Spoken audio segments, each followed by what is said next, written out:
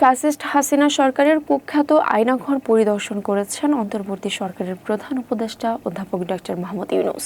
বুধবার রাজধানীর কচুক্ষেত, আগারগাঁও এবং উত্তরা এলাকার 3টি গোপন কারাগার পরিদর্শন করেন ডক্টর ইউনূস, যেগুলো শেখ হাসিনার নেতৃত্বাধীন আওয়ামী লীগ সরকারের সময় টর্চার সেল এবং গোপন বন্দিশালা হিসেবে ব্যবহার হতো। পরিদর্শনকালে প্রধান উপদেষ্টার সঙ্গে ছিলেন দেশ বিদেশের বিভিন্ন গণমাধ্যম, গুম তদন্ত কমিশন ও উপদেষ্টা পরিষদের সদস্যরা সহ আয়নাঘরে গুম হওয়া ভুক্তভোগীরা। পরিদর্শনকালে প্রধান উপদেষ্টা সহ উপস্থিত প্রতিনিধিরা সেখানে ইলেকট্রনিক চেয়ার সহ নির্যাতনের জন্য ব্যবহৃত উপকরণ দেখতে পান। ভুক্তভোগীরা তাদের নির্যাতনের ভয়াবহ অভিজ্ঞতার কথা তুলে ধরেন।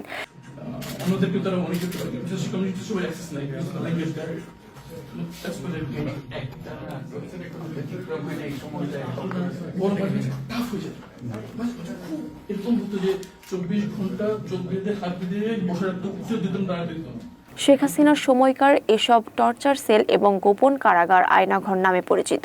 এর আগে 19 জানুয়ারি প্রধান উপদেষ্টার প্রেস উইং জানায়, গুম সংক্রান্ত তদন্ত কমিশন প্রধান উপদেষ্টার সাথে একটি বৈঠক করেছে। সে বৈঠকে প্রধান উপদেষ্টাকে গুমের ঘটনায় তদন্তের অগ্রগতি সম্পর্কে জানানো হয়। আর তখন বন্দীদের সেখানে রাখা হতো তা জয়েন্ট ইন্টারোগেশন সেল বা আয়নাঘর নামে পরিচিত। কমিশনের সদস্যদের আহ্বানেই ফ্যাসিস্ট শেখ হাসিনা সরকারের টর্চার সেল হিসেবে ব্যবহৃত 3টি গোপন বন্দিশালা আজ পরিদর্শন করেছেন অধ্যাপক ডক্টর মোহাম্মদ ইউনূস।